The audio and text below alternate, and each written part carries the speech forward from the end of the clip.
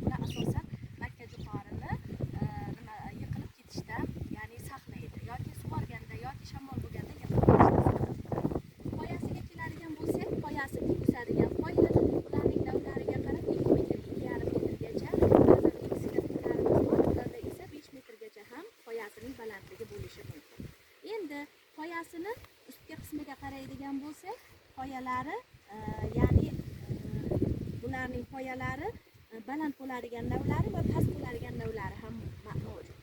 Makkajo'xorining asosan 8 ta kenja turi bor. Shundan bizda ekiladigan bu qismi makkajo'xori hisoblanadi. Ko'pincha bu makkajo'xorini ya'ni pishish davrida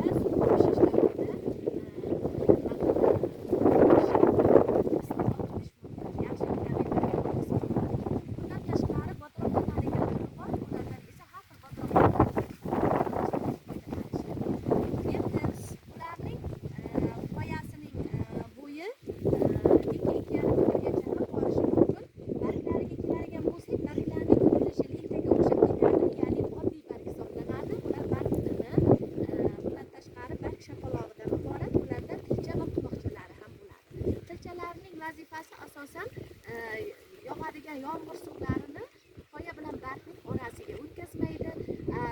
Tillarining vazifasi esa nimani poyada bargni mahkam ushlab turish vazifasini bajaradi. Bularning nimasi gul to'plamiga kelsak, bularda ikki xil gul to'plami hosil qiladi. Ya'ni otalik gul to'plami poyasining ichki qismida hosil bo'ladi. Mana o'zi hozir bu ruvaklash fazasiga kiryapti.